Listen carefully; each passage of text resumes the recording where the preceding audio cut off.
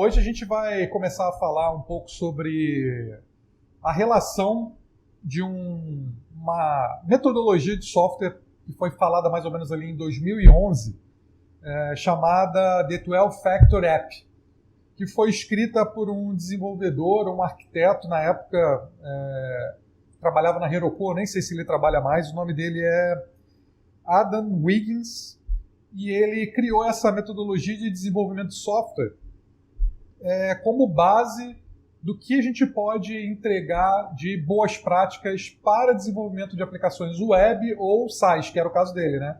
De Software as a Service.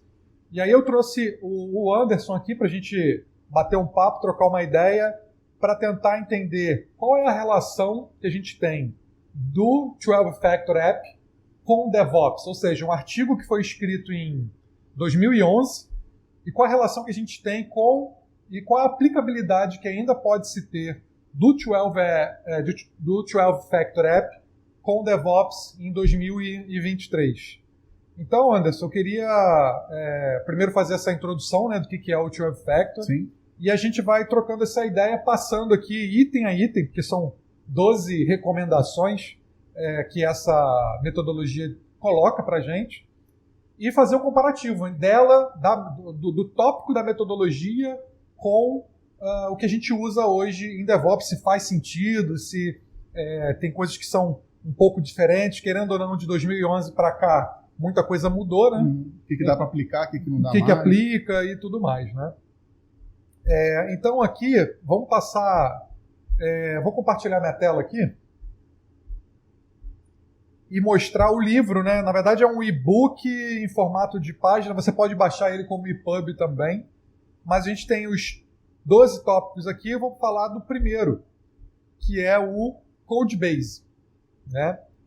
O Codebase, ele fala que você precisa ter somente um repositório, tá?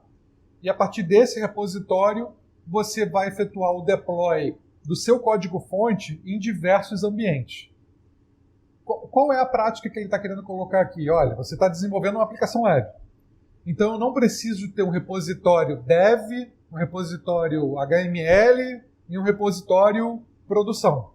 Então, tem que ter um repositório só e a gente faz essa separação de forma programática, enfim, através de um pipeline de DevOps, por exemplo. Uhum. Então, a gente tem essa premissa deles, ou seja, um código-fonte e diversos deploys de um mesmo código-fonte.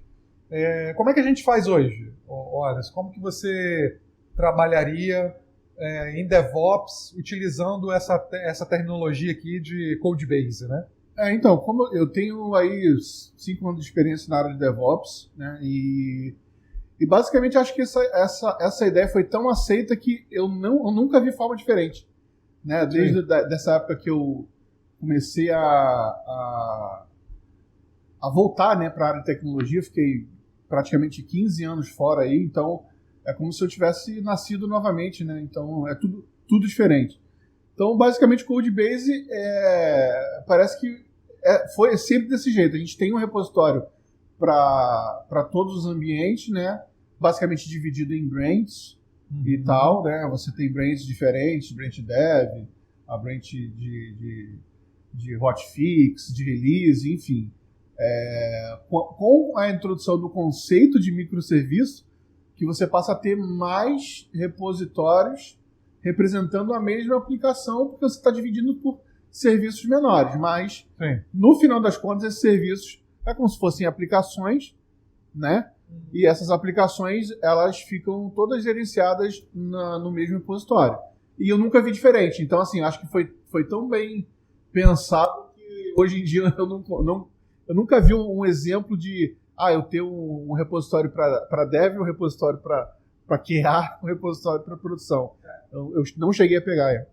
Eu acho que o que ele quer dizer aqui, principalmente, eu não preciso ter vários repositórios por ambiente, porque eu não posso correlacionar o meu código com o ambiente. Ou seja, eu tenho que externalizar, que é um dos outros pontos que ele coloca aqui, se eu não me engano é de configuração. Eu tenho que externalizar tudo que está associado ao ambiente, como usuário e senha, URL de web service, conexão com banco de dados. Então, provavelmente, ele deve ter passado por problemas nesse sentido, na época, de ter um repositório para cada ambiente, porque tinha arquivos de configuração, inclusive, muito provavelmente, com dados sensíveis referentes a um ambiente dentro do código-fonte, que é uma má prática também. A gente sabe que uma premissa que a gente tem que ter é: se eu quiser compartilhar o meu código-fonte, eu posso compartilhar ele sem problema algum, porque nenhum tipo de variável de ambiente relacionada a usuário, senha, dados sensíveis vão estar dentro do meu código-fonte. Então isso é sempre premissa. Então provavelmente ele deve ter tido muito problema com isso e colocou esse pré-requisito. Olha, Codebase é isso. Eu tenho uma base de software, né, de código, que vai gerar software diferente para cada ambiente, sem a necessidade de eu ter vários repositórios. Sim, e o mais engraçado é que quando a gente faz essa parte de configuração aí, quando a gente pensa no CI/CD, né, quando a gente entra na área de Continuous Delivery, você pega o mesmo código que você estava lá em dev e você altera as configurações dele para ir para qualidade, para produção, ou seja, encaixa muito essa questão do Codebase, né? Você não tem uma alteração de código para você subir ele de ambiente. Você tem uma mudança de configuração. Exatamente. Então o código em si é o mesmo. É o mesmo. Né? Então isso vai batendo muito com essa questão da configuração e do Codebase. Né? Exatamente. Bom, aí agora eu vou passar aqui, vou compartilhar para vocês aqui na minha tela o segundo item, que ele fala de dependências. Né? Ele fala que é necessário declarar explicitamente e isolar as dependências do seu código. O que ele quer dizer com isso? Para algumas linguagens de programação, nem todas, né? Que, por exemplo, se você for pensar em Go, você gera um binário que ele é totalmente independente do sistema operacional. Então eu não preciso ter library pré-configurada no Linux ou no Windows, ele já compacta tudo. Como foi escrito em 2011 e não tinha Go na época, né? Eu entendo que ele estava falando muito de Ruby, Python, provavelmente. Porque como que funciona em Python? Se você não tiver as libraries instaladas no teu sistema operacional, a tua aplicação não funciona. Né? E aí você precisa declarar aqueles pacotes ou as libraries num arquivinho apartado, por exemplo, um requirements.txt, que é muito utilizado no Python. Sim. E você roda lá um pip install requirements.txt. Então você vai instalar todas as suas dependências num arquivinho à parte. Né? Um outro exemplo que a gente pode dar é do Java. Porque o Java, você precisa necessariamente ter as libraries dentro do teu pacote. Dentro do teu .jar, por exemplo, quando você usa um Spring Boot. Só que não é uma boa prática você colocar esses jars antecipadamente no sistema operacional. Então você tem que declarar todas as suas libraries, os seus pacotes, as suas bibliotecas dentro de algum lugar. Então geralmente a gente usa o Maven. Né? E o Maven é que faz esse tipo de declaração. Você já trabalhou com ambos os casos? Já trabalhou com o Java ou com o Python? Como é que funciona hoje pensando em DevOps? A gente faz dessa forma? O que você costuma ver aí? Se tratando de back-end, né, quando a gente fala... A gente tem muitas linguagens de programação utilizadas que umas fazem back e front, outras só fazem back, enfim. Então, falando de Java, a gente tem o Maven, mas existem até os gerenciadores de pacote que facilitam mais a vida, porque, enfim, acho que muitas das vezes o desenvolvedor acaba complicando um pouco o próprio código, né? Então acaba utilizando às vezes um Gradle, né, para gerenciar essas dependências, porque eu não sei o que o desenvolvedor consegue fazer, que ele mesmo não entende as próprias dependências. Né? Ele instala uma versão, tem uma versão antiga instalada na máquina dele, ou tem uma pasta com um arquivo ali, ele está apontando, enfim. O gerenciador de dependências é bastante importante. As linguagens até de mais alto nível, como o TypeScript, aí, quando você for falar de Angular, né? O que for, é muito complicado se você não tiver um gerenciamento de dependência. Isso aí é uma realidade que a gente sofre até hoje. Talvez isso aí seja um mandamento da Bíblia escrito numa pedra que a gente carrega até hoje, mas que a gente não conseguiu resolver, talvez por uma questão até pessoal. Assim, as pessoas não têm essa preocupação. Por exemplo, você quer fazer um teste integrado, um teste automatizado. E aí você tem um Selenium, você tem uma aplicação que tem umas dependências. Cara, se o cara trocar uma dependência ali na mão e não trocar no gerenciador de dependência, se aquela versão que você está usando do Selenium for um pouquinho diferente, a sintaxe muda completamente. E aí, aí não funciona, aí culpado do DevOps, entendeu? Sim. Culpado então, assim, gerenciamento de dependência é um mandamento que está nessa pedra desde 2011, pelo visto. Sim. Né? E que eu acho que ainda a gente ainda carrega uma carga de falta de controle disso, né? Mesmo tendo muitas ferramentas. Sim.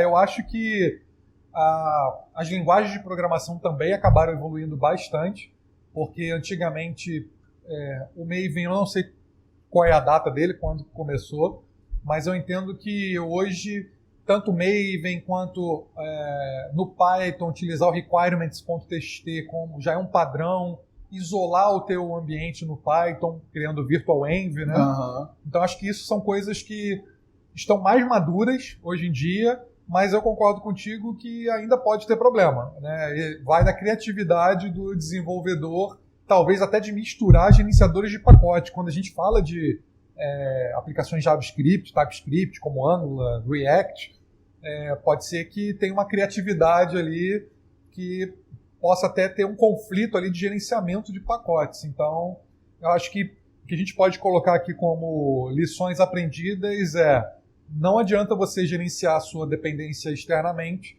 mas existe um trabalho pessoal ali de quem está entregando e desenvolvendo uma organização mínima, né? Exatamente. Se você vai implementar algo que você não tenha tanto contato, como um teste integrado, alguma coisa do tipo, busca você saber a versão que você está usando, o porquê daquela versão, entendeu? Você, por exemplo, quais são as correlações com a versão do Java, porque às vezes aquela versão que você está instalando daquele componente, que está todo mundo usando, que está na moda, ele é maravilhoso, mas ele não funciona na versão do código que você está implementando, entendeu? Sim. Então, basicamente, não funciona comigo, aí o cara vai ter que procurar em Stack Overflow, perder um tempão, mas às vezes é só pelo simples fato de ter aberto a documentação.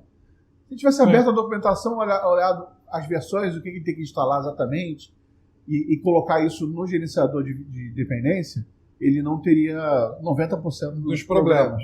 Sim, se ele tivesse aí uma organização mínima das suas dependências num arquivo de configuração, seja ele qual for, né? Um .xml, um requirements, ou, sei lá, acho que é o config.js, né? Do Angular, né? É o config, né? Tem o Angular JSON, né? E tem o do Node, acho que é o config.js. Config.js também.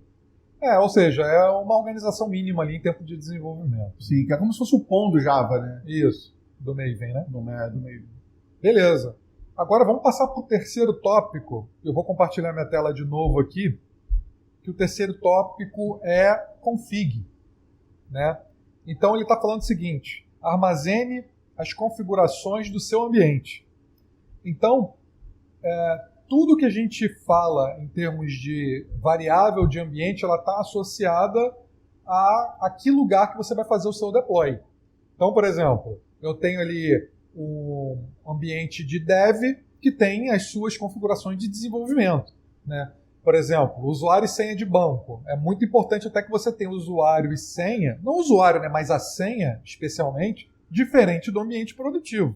Sim. Porque é muito mais fácil você detectar problemas, inclusive, saber que um ambiente é diferente do outro quando você coloca uma senha que não bate, né, que não coincide. Como, por exemplo, evitar problema de você estar apontando para desenvolvimento, mas na verdade o seu pacote está em produção, que é um erro que costuma acontecer. Nas melhores famílias. Com certa frequência. Né? Então a ideia do config é justamente essa, é você separar dados que são sensíveis ou que eles chamam de backend services, que seriam serviços associados à tua aplicação, externos à tua aplicação, mas que são completamente dependentes. Né? Por exemplo, se eu tenho um serviço de cache, como um Redis, eu tenho que botar qual é o usuário, qual é a senha, qual é o host, qual é a porta desse serviço. Então são informações que precisam estar em algum lugar. E quando ele fala de config, é o seguinte, eu não vou colocar essa configuração dentro do meu código-fonte. Eu vou colocar isso em um lugar apartado. Uhum. Mas aqui ele não especifica muito bem. Ele só fala o seguinte, não coloca isso dentro do teu repositório. Por quê? Se eu for compartilhar esse código, eu posso vazar, por exemplo, o usuário e a senha do banco de produção. Sim. O que a gente pode falar em termos de DevOps? Como que a gente faria isso em termos de boa prática? O que você acha que daria para a gente implementar em termos de config para que a gente continuasse com o Codebase, que é a premissa número 1 de utilizar o mesmo código-fonte, porém com configurações diferentes para cada ambiente? O que a gente usa hoje em DevOps? Você entende que poderia resolver o problema? Então, se tratando de ambiente de desenvolvimento já na infraestrutura do cliente, por exemplo, que tem aquela coisa, né? Você tem o código do cara que está rodando na máquina dele, sim, né? Que ele aponta para às vezes uma instância de algum Postgre, alguma coisa no localhost, e às vezes essa aplicação, quando ela sobe até para o ambiente de desenvolvimento do cliente, às vezes ele tem que adicionar um proxy, que aí é diferente, já muda um pouco o mesmo ambiente de dev dele, né? Já muda um pouco, né? Então essa diferença aí de ambiente físico para o ambiente do cliente, infelizmente acaba sendo algo um pouco manual do desenvolvedor, né? Mas quando se trata dos acessos, né, dos dados sensíveis, das URLs, enfim, a gente já tem aplicado bastante a metodologia de cofre de senha. De cofre de senha, não só para dados sensíveis, mas às vezes para dados de configuração. Também, né? Porque está associado àquele ambiente, né? Você quer mudar o ambiente, você na hora de você fazer um deploy, você envia um parâmetro que diz, vai naquele path ali do cofre, que lá tem tudo desse ambiente aqui. E aí a mesma aplicação, com o mesmo código, acaba trabalhando com cofre de senha que protege o seu dado, né? Uhum. Mas que ao mesmo tempo ele pode te entregar dados de configuração para que você possa manipular o ambiente, né? Ou trocar de ambiente. Acho que um ponto legal que a gente pode colocar aqui também, Anderson, é a questão da promoção do pacote. Por quê? Ele fala que, no caso do Codebase também, né, voltando ao primeiro tópico, é muito interessante você ter o mesmo código que foi desenvolvido e homologado também e garantir que aquele mesmo pacote esteja em produção. Por quê? Para evitar problema de disparidade entre os ambientes. Então, uma coisa que é bacana, que a gente pode ter em DevOps também, é o seguinte, você gerou seu build, fez a release, sei lá, para homologação, quando a gente fizer a release para a produção, esse mesmo build vai ser levado para a produção também. Porém, com as configurações que vão estar lá no teu cofre de senha, no vault da vida, sejam modificadas, obviamente, para atender um ambiente produtivo. Então, isso é algo que faz muito sentido. Essa é uma briga até por questões de entendimento dessa questão em DevOps. Porque tem empresas ou pessoas que entenderam o conceito de uma forma diferente, e ele acha que é o seguinte, ele gerou uma release.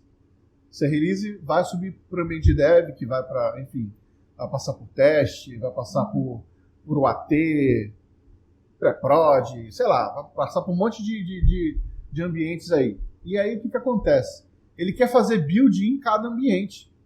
Tem gente que trabalha assim. Pega o mesmo código, faz o build. De novo, Aí depois faz o build de novo. Depois ele vai. Aí passou o teste integrado, passou pro AT, e aí ele quer fazer o build novamente. Sim. Quer gerar uma outra imagem. E assim, tem lugares que aceitam isso numa boa. Eu, particularmente, antigamente eu entendia mais ou menos isso. Eu tinha que ter um pacote de produção, taguear ele, ter aquela. Era uma coisa muito mais romântica. Mas quando você vê a questão do usual, do prático, você pegar o pacote que você criou uma release e você tá com esse código pronto para ser testado e para subir para produção, eu acho que tem que ser o mesmo pacote. Eu acho o seguinte, se existe uma maturidade muito grande do teu time de desenvolvimento que garanta isso aí. que aquela branch no Git esteja correta, isso aí. E que existe um fluxo bem de uma proteção de branch para fazer pull request, etc.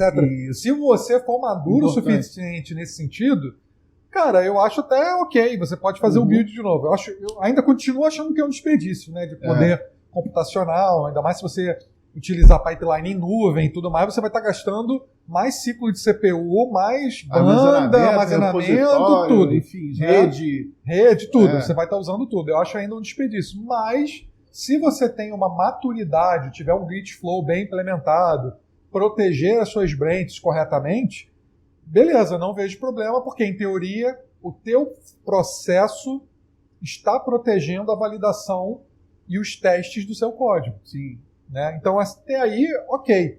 Agora, como eu não confio, eu prefiro realmente sempre falar o seguinte, olha, o código que foi, o build, o pacote que foi homologado vai ser o mesmo que vai subir para produção, ponto. Então, eu gosto de trabalhar dessa forma e eu entendo que o Trail Factor também. Né? Então, essa parte de configuração é muito legal, porque ela realmente está focado em separar ambientes, porém manter o seu mesmo código que roda em dev, vai rodar em homolog e também em produção. Mínimo aí 3 ambientes, né? Sim, no mínimo 3 aí, dependendo da complexidade do... Aí agora um outro item que eu queria falar é do Backing Services. Esse item aqui, o item 4, ele fala que os serviços de back seriam serviços que estão atrelados à sua aplicação e a sua aplicação vai consumi-los de forma remota. Ou seja, são serviços que estão instalados em um outro lugar. Pode ser, por exemplo, um banco de dados, que eu acho que é o mais comum. E você, via rede, acessa eles. Aqui ele deu um exemplo de MySQL, RabbitMQ, pensando aí em mensageria. Acho que já estava prevendo as nuvens já, esse cara aí. Acho que já tinha, em 2011 já devia ter algum ensaio. Coisa. Acho que sim, de AWS pelo menos, né, já devia ter algum ensaio. Mas ele era do Heroku, né? Então o Heroku também fazia um pouco de sentido, começou ali com Software as a Service, né? Então, o que ele fala é justamente isso, é que geralmente esses serviços externos, aí ele fala do banco de dados, do SMTP e etc., ele fala o seguinte, que a sua aplicação não pode ter, ela precisa ter distinção, ou seja, ela precisa desacoplar o teu código desses serviços terceiros. Tá? Então ele fala mais ou menos o seguinte, ele diz que a gestão do teu código precisa estar de forma desacoplada a essas chamadas terceiras. Vou dar um exemplo. Imagina o seguinte, hoje eu tenho um banco de dados que é MySQL. Uhum. Eu não posso ter dentro do meu código uma amarração completa do banco MySQL. Se eu quiser amanhã mudar de MySQL para Postgre, ou para um RDS da... Tudo bem que o RDS ele é compatível, né? Mas, sei lá, para um Oracle. Ou então o contrário. Eu estava no Oracle e eu preciso mudar para um MySQL. É basicamente o conceito que a gente tem aí de back-end e front-end, né? A gente pode ter o back-end se conectando a vários front-ends e você desacopla. Ele é desacoplado ao resto da infra. Exato. Enfim. É como se você criasse ali, que eles chamam de... como se fosse um facade, talvez, né? Uhum. que faça esse isolamento do código. Ou seja, eu pego os detalhes da implementação de conectividade com esse serviço de backing, que eles chamam, não chama nem de back-end, né? Chama de backing services, ele seja desacoplado. Então, qual é a grande vantagem disso? Se amanhã eu quiser trocar o serviço, por exemplo, vou dar um exemplo simples, talvez. Mensageria. Eu lembrei da tomada de 3 pinos, que no Brasil não deu certo, né? Se fosse um padrão mundial, exato, o padrão europeu, o padrão seria a tomada de... Exato. Então seria como se a gente colocasse ali uma tomada universal, que a gente compra também, que serve para qualquer país. Mundo. Só no Brasil que tem de 3 pinos. Continua não funcionando. Apesar de ser universal, só no Brasil... O Brasil não segue... Não funciona. Não segue essa metodologia, né? E aí, qual é a vantagem disso? Primeiro é a portabilidade, obviamente. Se eu quiser sair do MySQL para o Oracle ou do Oracle para um Postgre, eu tenho essa portabilidade que eu vou mexer num lugar só, digamos. Eu tenho que mexer, vou ter que mexer no código. Mas uma coisa é mexer numa classe Java, por exemplo, que faz essa tratativa com banco, né? E a outra é eu ter que mexer em todo o meu código fonte de todos os meus serviços para fazer essa mudança, né? A outra coisa que eu poderia colocar seria a flexibilidade. Se amanhã eu quiser mudar, né, eu posso portar fácil, eu posso ter essa flexibilidade de falar, cara, eu vou mudar amanhã. Não tem esse lock-in, né, de tecnologia, né, de banco de dados, eu preciso ficar no Oracle porque toda a minha aplicação está amarrada em Oracle, né, como acontece muito, né. E eu entendo que segurança também, porque a partir do momento que você coloca isso isolado do seu código, através de arquivos de configuração, olhando para o item 3, eu não tenho esse problema de vazar algum tipo de código que esteja muito atrelado àquela camada de serviço externo. Você modulariza, né, mais, né, a aplicação. Exatamente. Tá? Então eu acho que isso é algo que é bem bacana, né? A gente pode voltar aqui agora para o port binding. Isso daqui é bem interessante, né? Vou compartilhar aqui com vocês. O que ele fala do port binding? Ele fala o seguinte: você tem que exportar, ou seja, expor o seu serviço através de uma porta. Tá? Só que o que ele quer dizer com isso? Ele fala que a sua aplicação ela não pode depender, você não pode exportar ela diretamente para o teu cliente. Ou seja, você exporta uma porta como se fosse uma porta 8080 clássica, ou então 8000. Né? Você cria esse padrão de exportação e na frente do teu código você coloca um balanceador, como um Nginx, um Apache, um HProxy, né? Então você não coloca, você cria um listener, né? Você tem que expor a sua aplicação de uma porta qualquer, isso aí não tem jeito, porém você não expõe ela diretamente. Então você pode colocar não vou dizer essa dependência, mas essa configuração dentro da sua aplicação. Você tem que dar sempre o listener de uma porta, porém você expõe ela através de application servers ou app servers na frente, web servers, né, como o Apache, o Nginx. Eu entendo que isso seja muito simples, né, de ser feito hoje em dia. Por exemplo, no Spring Boot, você diz qual é a porta que você quer exportar por configuração. Hoje em dia, eu acho que é quase que obrigatório, porque quando se trata de microserviço e dockerização, você já faz isso, né? Exatamente. Você já tem uma porta do container interno exposta e você cria um serviço que você pode exportar para a porta do seu ambiente. Exato. Então você já faz isso de uma forma meio que... Tudo bem que o pessoal se exportando 8080 no container, o cara vai exportando 8080 no serviço. Vai meio que manter o mesmo padrãozão, né? Mas em teoria a gente já faz isso meio que naturalmente por conta da virtualização, né? A Pensando dockerização em container, né? você tem um serviço ali que é como se fosse uma máquina que te entrega uma possibilidade de serviço, de saída. Você entrega uma porta para ela, expõe aquela porta, o serviço vai lá e fala, opa, tem uma porta aberta aqui, você quer que eu envie para onde esses dados aqui? Envia para 8080 também. Ele vai lá e faz. Mas são duas portas trabalhando em conjunto, né? A interna e a externa. E aí você já meio que é obrigado a fazer isso, né? Sim, acho que é meio que natural hoje, né? A gente falar de port binding, né? Sim. Não, beleza. Bom, vamos passar para o próximo passo. Eu acho que eu pulei, na verdade. Eu falei de porting binding, que é o 7º, mas de uma coisa independente da outra. A gente estava em backing service, vamos falar de build, release e run, né? Então aqui o que ele fala do build, release e run? Ele fala que você precisa separar o build por estágios, tá?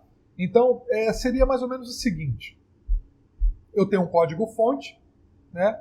Eu tenho um estágio que eu faço o build e um outro estágio que eu faço o deploy propriamente dito. Ou seja, eu não coloco o build no mesmo estágio de release, no mesmo estágio de deploy. Né? Então ele fala, olha, você precisa fazer essa separação do build, ou seja, empacotamento, do release, que é a aplicação propriamente dita, né, fazendo o deploy dela, e o run, que é um outro estágio, como que essa aplicação vai subir. Então ele gosta de separar isso. Eu acho que hoje em DevOps a gente faz isso também, né? Você cria estágios no teu pipeline que respeita essa regra, né? O CI/CD é basicamente isso, né? Sim. Você tem no CI ali a criação do seu pacote. Geralmente, você, na parte do CI ainda, você cria a sua imagem, que aí seria a aplicação propriamente dita, né? Né? Seria a separação, digamos assim, a release. E aí você bota ela no repositório, né? Acho que o momento que você bota no repositório, digamos que seja o release. E aí o CD, que aí seria o run. O run, né? Tá. Então, basicamente, a gente foi obrigado, também é uma coisa natural. Acho que o DevOps está escrito aí, né? Parece que o DevOps foi mapeado, porque os pilares estão sendo meio que descritos, né? O CI/CD é basicamente tudo isso. Porque acho que ele quis colocar aqui de uma forma mais clara que a release, na verdade, está associado à junção do build com o teu arquivo de configuração que faz referência ao ambiente. Então ele fala que isso é importante, por isso que tem que separar. Por quê? Porque eu tenho que fazer o build antes, associado à próxima release. Sim. Então acho que esse é um passo interessante. E aí vai depender também de como o teu pipeline está configurado, né? Isso. Por quê? Porque se o teu pipeline estiver configurado para você reaproveitar, por exemplo, se você está trabalhando com container, né, o teu build anterior ou a tua imagem anterior, o que você vai fazer? Você só vai juntar o config daquele próximo ambiente, por exemplo, promovendo o pacote de homologação para produção. Então, nesse estágio, o que eu vou fazer? Ao invés de eu criar um novo build e juntar o config, não, eu só junto o config do build anterior. Exatamente. Né? Isso é muito importante também. A gente às vezes tem um pensamento muito focado na aplicação, mas quando a gente fala em DevOps, a gente fala também na operação, né? Às vezes, essa questão de separar a aplicação, o código de configuração e criar uma release, ela não está necessariamente ligada à criação de um código novo. Ela pode estar ligada a um patch do banco de dados que você fez, que você atualiza a versão e você, caso der um problema, você faz um rollback lá da base, enfim. Justamente essa interseção entre o dev e a operação que a gente começa a entender o DevOps funcionando. Sim. Você cria a release para ter uma configuração ali pronta e mapeada para quê? Para o cara de operação falar assim, pessoal, a gente tem um patch para aplicar aqui no banco de dados, vai alterar a versão, vai alterar alguma coisa, beleza? Vocês estão com a versão anterior aí salva aí para poder, né? Caso tenha um problema, o cara faz o patch lá, você bota a sua aplicação, quebrou, não funciona mais, e agora? Você não guardou os arquivos de configuração? Você não lembra? Isso. E aí você dá a possibilidade do cara fazer um rollback lá e ele pegar simplesmente o código que ele tinha na versão anterior, né? E, forma mais simples, né? E reconectar nessa base da versão, né, que foi corrigida. Legal. Bacana. Bom, então eu entendo que mais um item aí está, né, de acordo com o DevOps, está caminhando junto aí, né? O Build, Release e Run. Agora, vamos falar de Process. Isso daqui é bem interessante, tá? Aqui ele está falando o seguinte, executar uma aplicação com um ou mais processos stateless. Tá? Esse daqui é um assunto que eu acho bacana de falar. Aqui ele está falando o seguinte, o código ele precisa ser standalone dentro do teu ambiente, tá? Ele pode ser instalado local, fazendo um teste aqui de simulação, né? Então você subiu um processo A, né, da tua aplicação. Ele não precisa ter dependência do processo B dessa mesma aplicação. Quando a gente fala isso, aí eu vou voltar um tempo dos primórdios ali de 2009, 2010, que a gente tinha clusters de ambientes, como, por exemplo, WebLogic, Tomcat, JBoss, onde você tinha uma coisa que a gente chamava de replicação de sessão. Nossa. Entendeu? O que era isso? Imagina o seguinte, eu fiz o login na tua aplicação web. E na época não tinha o ALF2, não tinha autenticação via token, era tudo em sessão mesmo, era um negócio pesado. E aí quando você tinha um cluster, quando eu fizesse um login e caísse no processo A, eu precisava replicar essa sessão para o processo B. Porque senão dava... Porque se no próxima requisição eu caísse no processo B, cadê o login do cara? Nossa. Aí ele ia falar, olha, você não fez o login, faz o login de novo. Putz. Então é exatamente isso que ele fala. Os processos precisam ser stateless, porque você deixa tudo muito mais leve. Ah, eu preciso, de qualquer forma, ter um stateful aqui. Por algum motivo, qualquer que seja. Aí você tem que desenvolver isso do lado de fora da sua aplicação. Você terceiriza isso. Ah, eu preciso ter algum dado que tem que ser replicado para todos os meus processos. Aí você usa um Redis, por exemplo.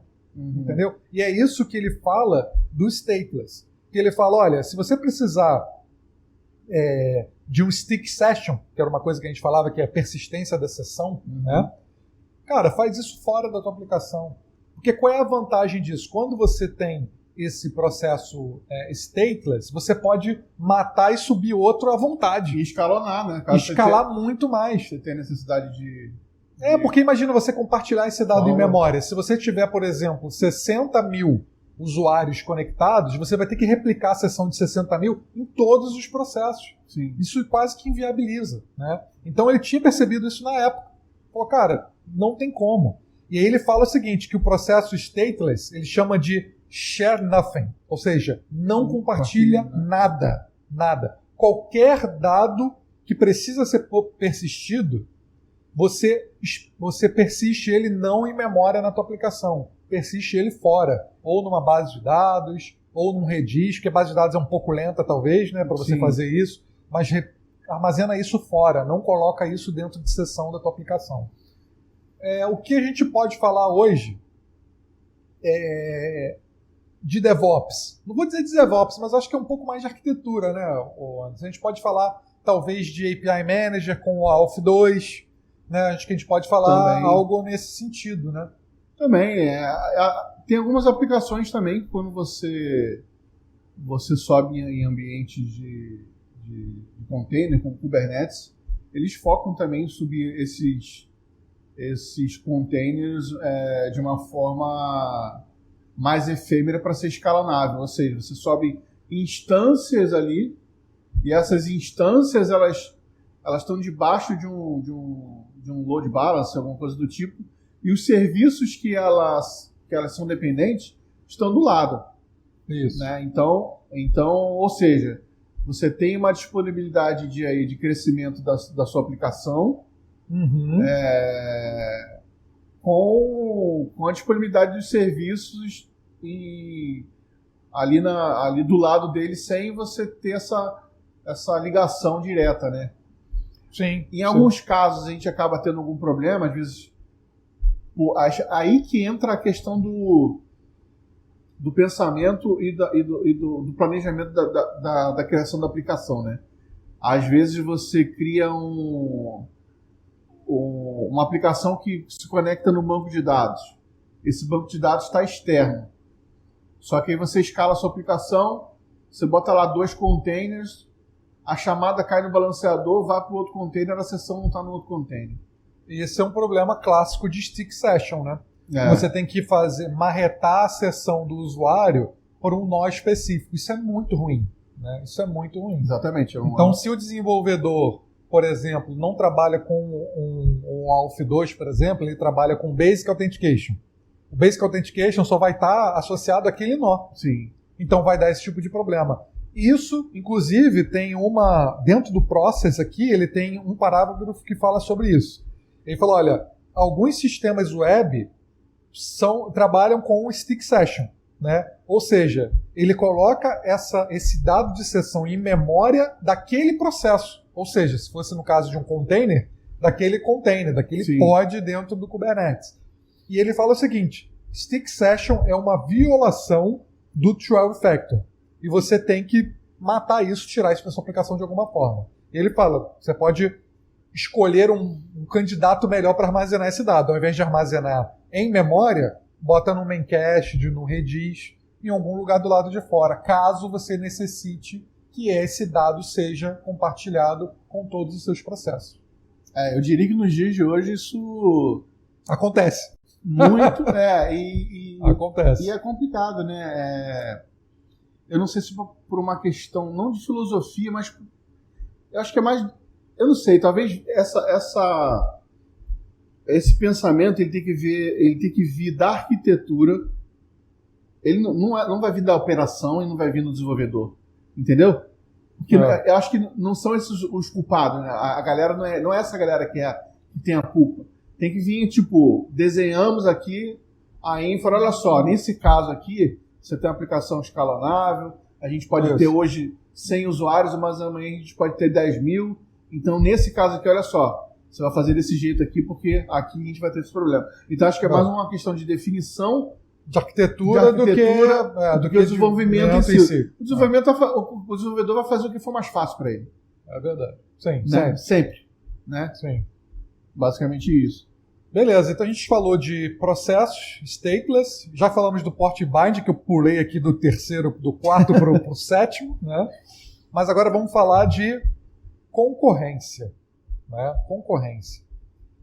É o item 8. Né? E aqui concorrência eu acho que está muito ligado ao que a gente fala de DevOps hoje, que seria escalonamento de containers, por exemplo. Né? Sim. Então ele fala que você pode escalar processos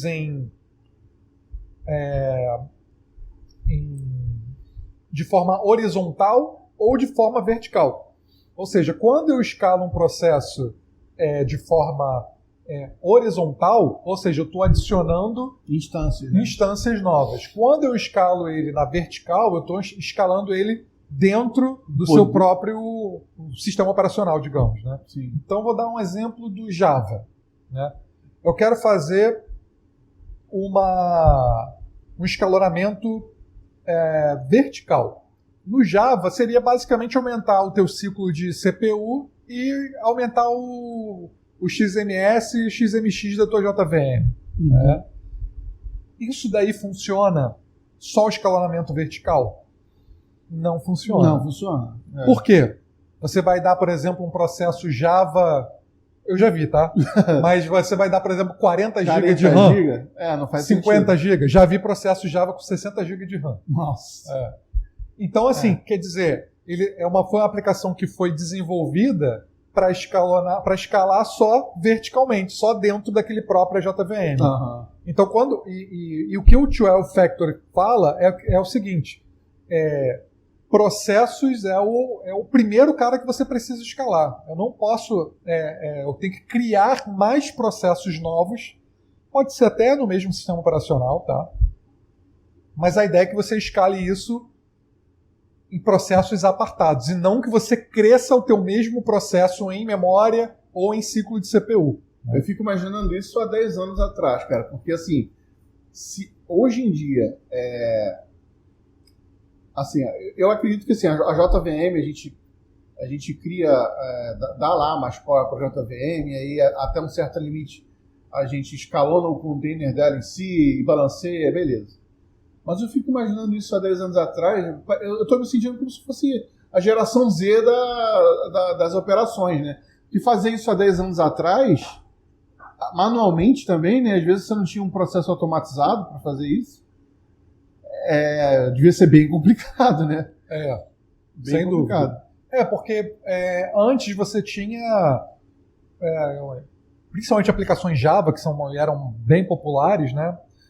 Você tinha ali que a gente chama de middleware, né? Uma camada de middleware onde você faria os deploy das suas aplicações em um application server. Pode ser um Tomcat, pode ser um WebLogic da Oracle, o IBM, se não me engano, tinha um WebSphere.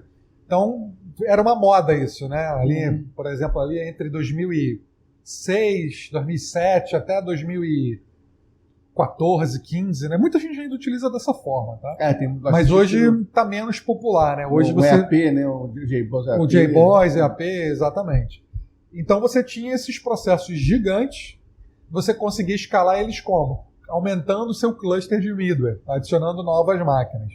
Só que a arquitetura não ajudava muito, como eu falei anteriormente, essa coisa do stick session, dessas sessões compartilhadas, carregar muito dado em memória, não permitia esse scale out, né? Você adicionar mais máquinas e crescer isso de forma um pouco mais simples e espontânea, digamos, né? Era um processo meio árduo, um pouco difícil, né, de ser feito.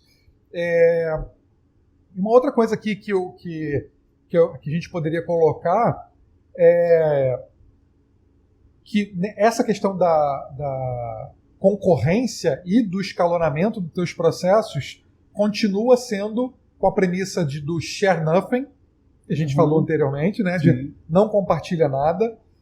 Você, de forma horizontal, aumentar a tua quantidade de processos para que você consiga ter mais facilidade, né, de scale out da sua aplicação. Como que a gente vê isso dentro do DevOps? Eu entendo que a gente fala de DevOps, acaba falando de container, e container, você dentro do teu cluster Kubernetes, por exemplo, você tem um aumento dos seus pods de forma natural. Eu não preciso, por exemplo,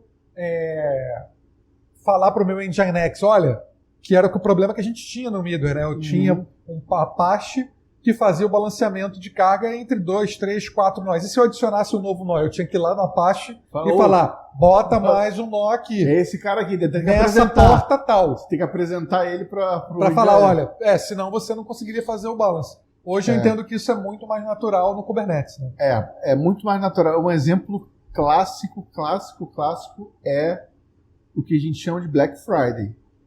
Você pega um exemplo aí de um mega marketplace que funciona praticamente, não 11 meses, mas digamos que 8 meses do mês ele funciona com, digamos que 45% do seu power, né? As aplicações estão ali, fazem suas vendas, aí vem um Dia das Mães, aí vem um Natal, vem alguma coisa do tipo, e aí você bate numa Black Friday vamos botar nos Estados Unidos, onde a gente paga um valor decente, né? Cara, a quantidade de usuários que batem nessa aplicação aí de 1.000, 2.000 por dia, às vezes chega a bater 100 mil. Sim. E aí como é exatamente isso? O problema de antigamente é que você tinha a possibilidade dessa escala horizontal, vertical, enfim, o que você precisasse.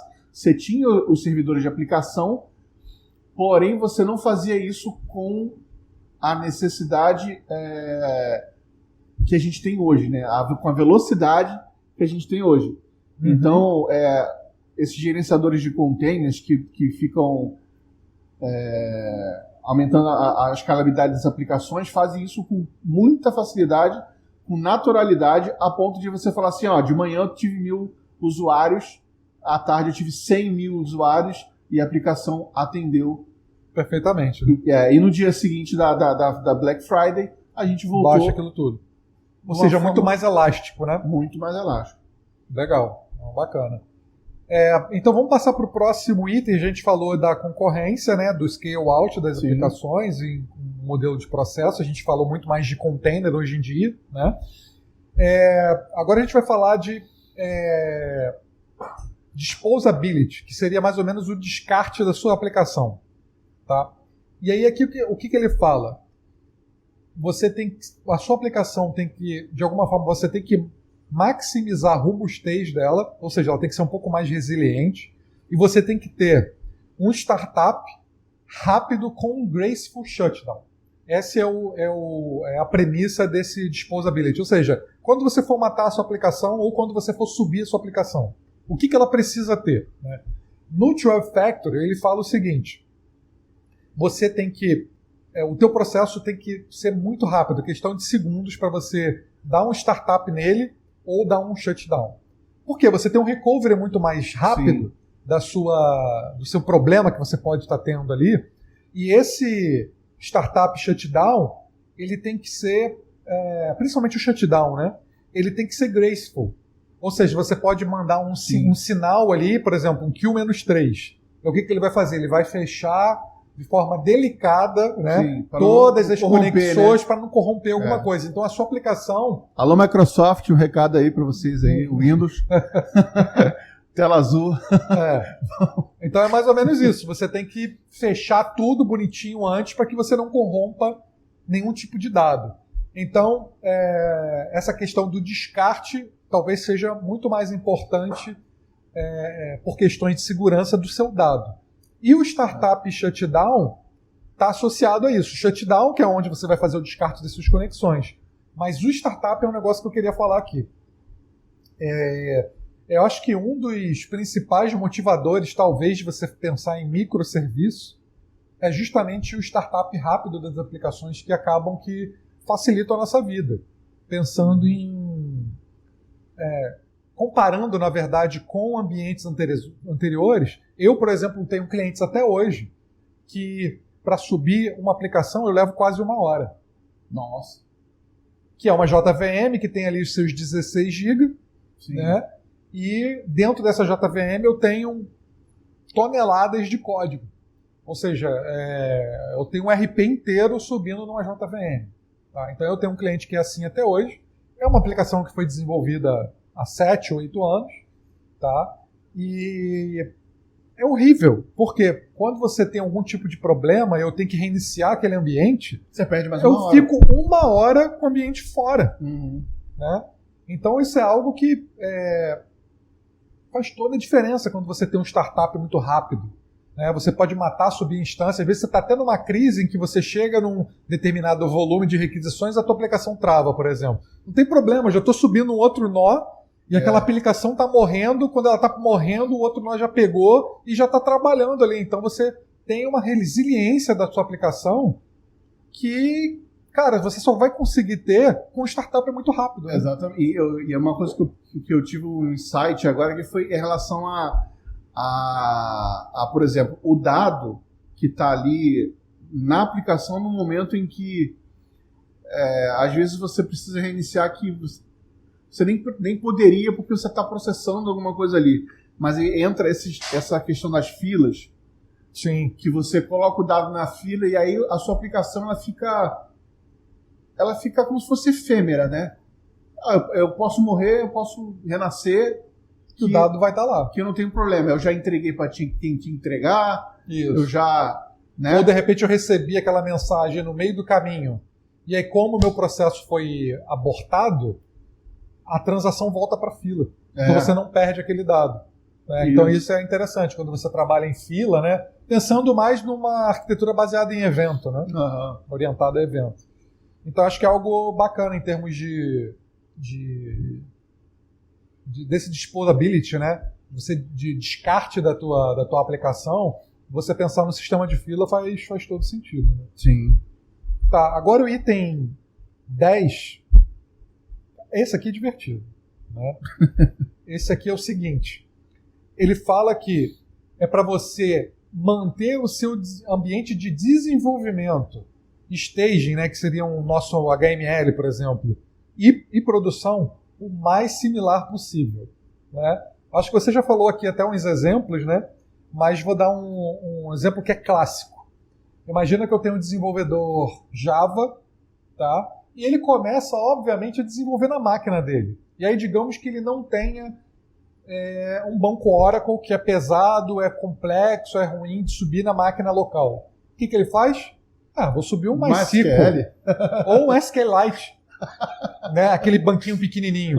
Subo aqui na minha máquina. Cara, você já colocou você já colocou uma variável absurda dentro do teu ambiente. Porque imagina o seguinte, tudo bem que você tem alguns frameworks de objeto relacional, que ele dá um jeito ali e consegue se adaptar ao banco. Né? Mas a gente sabe que isso nem sempre é possível. Então, vou dar um exemplo mais esdrúxulo ainda. Digamos que é muito mais fácil você, por exemplo, subir um RabbitMQ do que um Kafka. Né? Então, imagina que o cara começa a trabalhar com mensageria em Rabbit e quer migrar para o Kafka. Esquece, não vai funcionar. Aí acabou. Mudar de arquitetura mesmo. Né? Mas em coisas mais sensíveis, não tão esdrúxulas como esse exemplo que eu acabei de dar, que acabam ocorrendo. Você sair de um MySQL para um Postgre pode dar problema. Né? Você pode ter, de repente, uma tipagem de dado ali que não são compatíveis. Né? Então, eu acho que tem exemplos muito clássicos, né, disso, que o desenvolvedor começa a usar uma stack de produto local e quando vai subir para o ambiente de homologação, né, do cliente, a gente começa a encontrar problemas. Né? Você tem algum exemplo aí que você pode falar recentemente que você passou, que tem essa diferença, né? O desenvolvedor começou a trabalhar de um jeito e essa realidade ocorre ainda até hoje quando você sobe isso para homologação, né? Eu tenho vários aqui. Eu tive um problema até recente, porque assim, aí volta naquele papo que eu te falei, lá da dependência, porque assim, o cara, digamos que ele tem 5 anos de empresa, numa empresa. Ele sai dessa empresa e vai para outra. E na outra ele tem que fazer a mesma coisa. Mas ele tem que fazer a mesma coisa, mas não é o mesmo, por exemplo, não é o mesmo martelo, não é o mesmo prego, não é a mesma tábua, não é o mesmo balde. O cara, ele faz a mesma coisa com as ferramentas parecidas, mas no final é diferente. Aí, por que eu estou dando esse exemplo, essa analogia? O cara vai começar um projeto numa empresa nova com a mesma máquina dele. Ele abre o projeto, ele instancia o projeto dentro do IntelliJ, por exemplo. Ele já vai começar com as dependências dali da empresa anterior. Então, versão disso, versão daquilo, versão disso, versão daquilo. Então, às vezes, não é só... você não tem problema, às vezes, de diferença de o cara trocar um MySQL por um Postgre, um MySQL por um Oracle. Dos serviços ali de back-end, né? Às vezes, a empresa nova que está utilizando já está utilizando um versionamento que já tem uma discrepância... Uma defasagem, talvez. Bizarra. Né? Você, por exemplo, a diferença de um Selenium 3 para um Selenium 4 muda a sintaxe completamente. Sim. O código, para você fazer um teste em Selenium 3 e Selenium 4, você tem que reescrever o código. É verdade. E aí o que acontece? O que eu já peguei? A pessoa tem um projeto dela lá padrão, que a pessoa vai alterando. Tá? E aí o projeto está setando o Selenium 3, porém o código dela já está escrito em 4. Sim. Enfim, aí o cara de DevOps vai olhar pro POM dela e vai falar assim, é Selenium 3. O que eu vou fazer? Eu vou criar um container, um Dockerfile, uma baseado no Selenium 3. Baseado no código que ela está me entregando. Isso. Né? Então, eu faço aquilo do jeito que ela fez, quando eu vou subir, não vai funcionar nunca. Sim. Aí eu tenho que debugar isso. Ou seja, até a questão, o que eu quero correlacionar? Não só o cara começar na máquina dele e fazer um ajuste, mas só o fato dele não entender os pré-requisitos né, e saber o que ele pode instanciar, que ele não pode instanciar um MySQL que ele vai conectar num Oracle, por exemplo, mas também a própria aplicação que ele vai utilizar, a própria versão pode interferir nessa questão, né? Da versão 3 para a versão 4, enfim. Eu acho que hoje não tem tanto essa desculpa, né? Porque, por exemplo, hoje não, né? Há muito tempo atrás, né? Você já tinha, por exemplo, o próprio Docker, né? Você poderia usar Docker, né? Containerização. Você pode subir um Postgre na máquina do desenvolvedor sem ter muito trabalho. O cara vai rolar um Docker Run e vai expor a porta do Postgre e vai conectar, né? Então eu entendo que hoje isso não é mais desculpa. Porque ele pode utilizar container também localmente, né? Até o VirtualEnv mesmo, o cara cria um ambiente virtualizado. Pode usar o Vagrant. Pega do zero. Sobe a máquina virtual. Então eu acho que não tem mais essa desculpa. Então talvez a orientação é que seja mais importante para o desenvolvedor. Olha, você precisa ter... É como se fosse um baseline de instalação do ambiente dele. Sim. Né? É um comodismo. Acho que o cara tem uma forma de fazer daquele jeito. O cara acostumado com aquele jeito, ele não... O pessoal de operação adora continuar falando mal de desenvolvedor, mas não tem jeito. Não, a gente, assim, eu gosto de abraçar tudo. É porque, assim, né, se eu for levar o pé da letra, eu comecei como DevOps, mas eu não necessariamente vim de operações, entendeu? Eu comecei estudando todos os lados, digamos assim, mas acaba que no final das contas os maiores problemas são de desenvolvimento. Ou de, como eu falei, de pré-requisito de desenvolvimento. Às vezes não é do desenvolvedor, tá? Tem a operação, tem o desenvolvedor e às vezes o problema se dá pela arquitetura da aplicação. Então, ainda tem um terceiro ator aí em todo esse fundamento, né? Sim. Não, legal. Beleza. Bom, agora a gente pode falar de logs. Né? A gente falou aí da paridade, né, do ambiente de dev o mais próximo possível da produção. E aí ele fala o seguinte.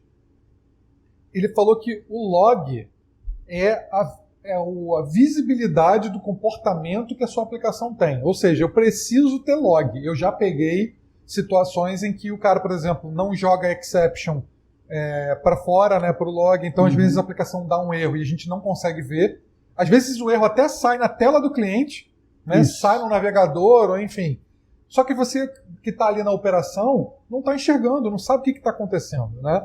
Então, geralmente, né, o mais comum é que você escreva esse log num lugar, né, num disco, enfim.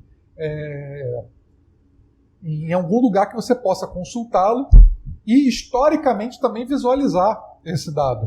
Porque, às vezes, o evento ocorreu agora, mas isso só teve conhecimento para o time de operação, sei lá, meia hora, uma hora depois, não sei. Exatamente. Então, ou você quer pegar um histórico ainda mais antigo, de um problema que ainda não foi reportado para o time de operação, mas que ocorreu e a área de negócio talvez falou, olha, deu um problema aqui. Um bugzinho que deu aqui. Aconteceu um negócio aqui, mas quando que aconteceu? Aconteceu há 2 semanas atrás. E aí? Como é que faz? Como é que faz, né? Então, ele fala que no 12 Factor App, ele fala que é para você trabalhar como evento mesmo esses logs, né? Ou seja, ele não precisa ter, a sua aplicação ela não precisa gerenciar o log, por exemplo, criar rotação, até no Log4j, né, ou em qualquer tipo de log que a gente tem aí, ele até faz a rotação e tudo, mas ele fala que o fluxo, né, o streaming desse dado, ele não precisa ser tratado pela sua aplicação. Eu entendo que hoje a gente tem um comportamento de tratar o log mais talvez numa camada de observability, né? Quando a gente fala de DevOps. Você vai pegar, capturar esses dados e botar isso, por exemplo, num Elasticsearch, num OpenSearch, para você visualizar, gerar dado que de alguma forma auxilie no troubleshoot de uma forma um pouco mais inteligente, né? O log virou como se fosse um subproduto, né? É uma entrega também, né? É uma entrega que vai trazer talvez uma melhoria da qualidade do código, uma melhoria, enfim, além do famoso troubleshooting, né? Não só isso, mas ele entrega também informações que podem fazer com que você melhore o seu próprio código, o seu negócio, enfim. Exato. Então, assim, acho que é de extrema importância a gente ter essa ideia de colocar o log mais verboso, ter essa opção também de trabalhar o log, né? Por exemplo, eu quero botar o meu log em debug. Então, a aplicação, o desenvolvedor precisa se preocupar com isso também, porque tem algumas situações em que o debug faz muito sentido. Às vezes você não tem uma exception, você tem um problema de negócio. E você quer ter noção do que está se passando ali em termos de regras, né? Dentro do seu ambiente. Então, acho que essa tratativa de log não é só pensar, eu preciso escrever algum log, mas escrever um log que seja útil. Exatamente. Né? Acho que isso faz todo sentido. Mistura também a questão da configuração, que, por exemplo, você no ambiente de dev, você precisa de um log um pouco mais aprofundado, mas talvez em QA, em produção, você não vai querer o mesmo nível de log. Então, a configuração, voltando a mais uma vez o item de configuração, sei lá, em dev você configura para debug. Isso. E prod warning, por exemplo. Algo do tipo. Então, configuração, mais uma vez, entra aí, né? Entra nesse caso. Então, eu entendo que a importância que eles davam antigamente, né, quando foi escrito o artigo em 2011, continua valendo. Ou seja, a gente trata, como você falou, o log como um subproduto. Subproduto da aplicação. Que pode gerar ainda valor para o negócio, inclusive. Isso. Não só para troubleshoot, mas também para negócio. Aí entra numa outra stack, né, de observability, a gente fala aí desses produtos como Elasticsearch, agora o Lock, né, da Grafana, enfim, bacana. Splunk, né, que é uma versão bem famosa aí de gerenciador de logs. E por fim, que isso é divertido também de falar, Admin Process, que seria o 12º mandamento do 12-Factor App, para a gente poder fechar. Esse acho que é o mais... Esse é interessante, esse é interessante, que ele fala o seguinte, tarefas administrativas ou de gerenciamento precisam ser processos apartados da sua aplicação. Aí ele pode dar vários exemplos aqui. Um deles, que eu acho que é bem popular, seria a migração de dados. Por exemplo, eu tenho um processo que eu tenho uma base quente, digamos, que é meu OLTP, ali, meu dado quente, e eu vou pegar todos esses dados quentes e eu vou transformar eles em frio em algum momento. Então eu tiro esses dados da base quente e levo para uma outra base. Esse processo de migração do dado, ele não pode ser feito pela aplicação que atende o teu cliente final. Por quê? Porque ele é uma tarefa administrativa. Não tem nada a ver com a tua aplicação. Então o que ele faz? Ele vai tirar essa lógica de migração e vai colocar num processo à parte. Um outro exemplo que eu acho que faz todo sentido é processo em batch. Eu tenho que rodar alguma coisa, eu tenho que fazer uma exportação de um dado que vai alimentar o meu BI ou a minha área de analytics. Log, né? Até a questão do log, né? Eu não tenho que gerenciar log. Não, tem que ser apartado. Alguém tem que mandar esse log para algum lugar, né? Isso. A aplicação escreve o log, mas quem vai pegar esse log e vai levar para um outro canto, não é a própria aplicação que tem que fazer. Você tem que isolar o máximo possível. Tem vários exemplos. Um outro exemplo eu acho que é clássico além dessa questão de migração de base, que acontece muito, né, de quente para fria, seria o batch, o processamento em batch. Eu tenho que, todo dia exportar ou ler dados de filas ou do própria base de dados e colocar isso num outro banco, né? Ou num outro sistema. Coloca isso apartado.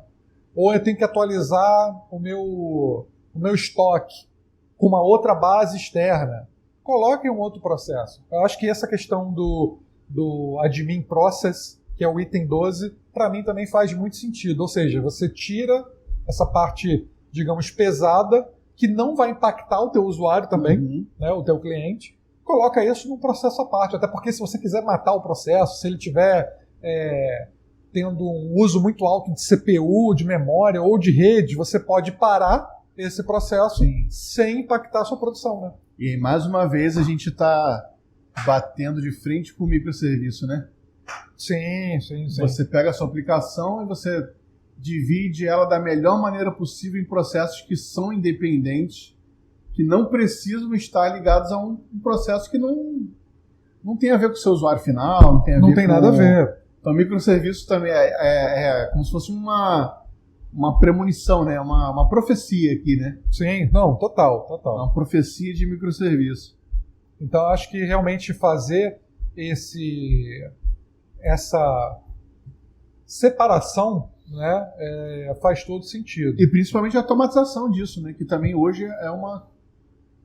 Exato, a gente até utiliza utilitários que fazem isso, como o Rundeck, né?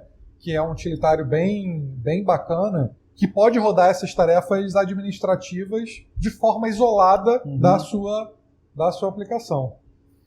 Bom, acho que a gente passou por todos os tópicos, né? O que eu posso concluir? Eu posso concluir que realmente um artigo que foi escrito há quase 14 anos atrás, né? Está totalmente aderente ao que a gente coloca em DevOps nos dias de hoje, né, em 2023. Então a gente talvez faça todo sentido até colocar o 12 Factor como uma orientação para os desenvolvedores em termos de apoiar o time de DevOps e falar, olha, se você seguir o 12 Factor, você vai estar bem, a tua aplicação vai rodar de forma escalável, simples, com as boas práticas e vai estar totalmente de acordo com as premissas que a gente sempre coloca em DevOps. Né? Exatamente. Inclusive dá para lançar na academia aí um vídeo fazendo o processo inverso, não pegando o 12 Factor se comparando ao DevOps, mas o processo invertido. Você pegar o DevOps e ver se ele está de acordo com o 12 Factor. E mostrar isso, né? Aqui, fazemos dessa forma. Acho que uma matéria vai ser bastante interessante aí. Não, bacana. Eu acho que vale a pena até colocar, né? Fazendo jabá aqui, né? Do Guerra Academy, que é a nossa plataforma de cursos, né? Criar um módulo só de 12 Factor. Colocar ele como premissa para o time de DevOps. Por quê? O 12 Factor, na verdade, ele foi escrito para desenvolvedores. Então tem muitos itens que a gente discutiu aqui que o cara de DevOps ele não vai se atentar, mas ele pode orientar o desenvolvedor para falar o seguinte, olha amigo, você está colocando configurações dentro do teu repositório. Olha, senha dentro de repositório, esquece, amigo. Coloca isso do lado de fora. Então, apresentar o 12 Factor para o time de operação e de DevOps, para mim, faz todo sentido. Eu colocaria até como uma premissa de DevOps, né, para quem quer manual, entrar. Né? Dá para fazer um manual se encaixa muito bem. Se encaixa muito bem.